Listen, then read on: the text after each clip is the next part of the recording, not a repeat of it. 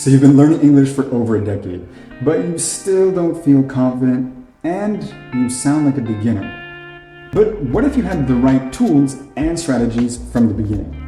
How long would it take to sound like a native speaker? Here's how I did it.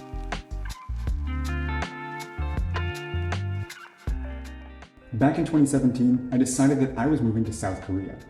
2 years later, I was interviewed in Korean to be on national TV.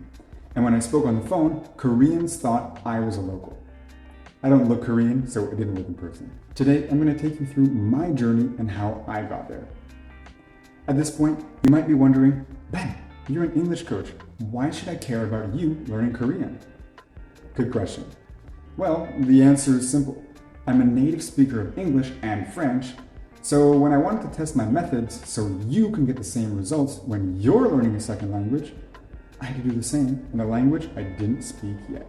Why Korean? Because Korean is completely different from any language I speak, and native speakers are ethnically different from me, and because all I could say before starting was Gangnam Style. Make sense? Let's go. The method I applied is the same ones as my clients use nowadays when they want to speak English with native-like pronunciation and confidence, only with a few extra steps since I was starting from zero. Most of my clients already have intermediate to advanced level English. My method is simple. First, I learned to correctly pronounce all the sounds in the Korean language.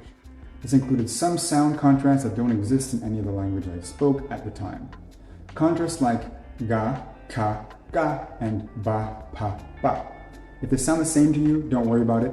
The point is that these sounds can change the meaning of a word or sentence if you get them wrong. I trained my ears to hear the difference and trained my mouth to correctly and consistently use them in the right context.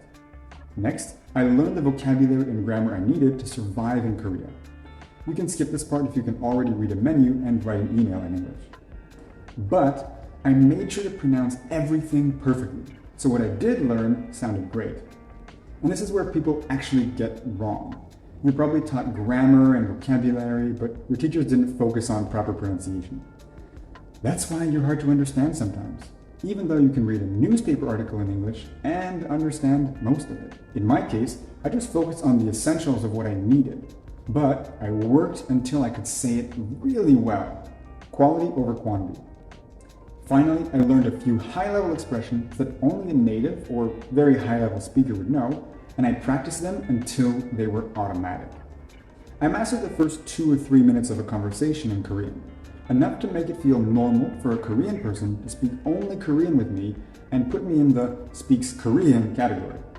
At that point, I would use one of my expressions and seal the deal. After that, people would subconsciously want to stay consistent with their perception of me, the perception that I was a high-level speaker, even though I was technically still a beginner. After that, I just made sure to practice a lot by hanging out with native speakers and writing down all the things I didn't know how to say. Then, practicing them later. Using this strategy, all I had to do was master the language-specific context, and I was all set. 5 months after I arrived in Korea, I made my first dinner reservation over the phone using a Korean name. When I got there, the person in the restaurant was shocked that I, a white guy, was the person on the phone. They thought I was Korean. Of course, my Korean was far from perfect at that point. It still isn't. But it was good enough to show that my methodology works regardless of ethnicity or how different the language is. Over the next 2 years or so, I studied a lot more grammar, vocabulary, expressions, and practiced a ton. But that's because I had more ambitious goals and I liked living there. By the end of my stay, I was interviewed to be on a popular TV program where foreigners talk about their life in Korea and welcome people from their country to Korea. I passed the next level, but then the pandemic happened. So in-person activities stopped and I rushed back to Canada.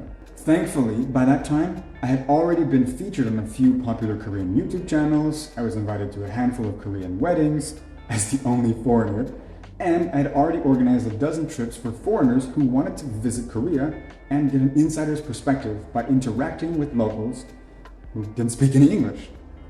Seems like a lot? Let me break it down for you simply. Number 1, I trained my ears and mouth to hear and pronounce like a Korean.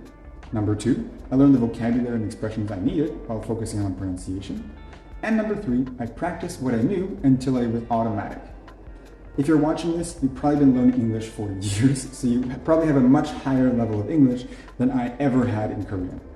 But what if you still don't feel confident when you speak, people don't understand you clearly, and the first thing people always say to you is, "Oh, you're French," or "Where are you from?" Simply follow the same process, but in English. Number 1, find out what makes your English sound unclear and unnatural. Number 2, understand what native speakers do to sound that way. And 3, train yourself to pronounce words and expressions you use on a daily basis so they sound great. And 4, practice until you can do it without thinking about it. That's it. That's it. Now, this might be challenging to do by yourself because you build these habits over a very long time. But the process is the same, and it doesn't matter how old or busy you are. Unfortunately, because of the process called fossilization, I'll talk about that in another video, improving an accent by yourself is notoriously difficult to do on your own. Tell me, if you've tried to learn another language before, what did you do differently? If it sounds too good to be true, check out some of our clients on our website, fluently.com, or try it for yourself. If you're curious about how you can do this too and make your English sound amazing, whether you want to sound like a native speaker or you just want to be understood and taken seriously, you'll find more information on our website as well. We also offer free consultations if you think this sounds great but too difficult to do on your own. Just visit our website at fluently.com. I hope you found this insightful. Talk to you soon.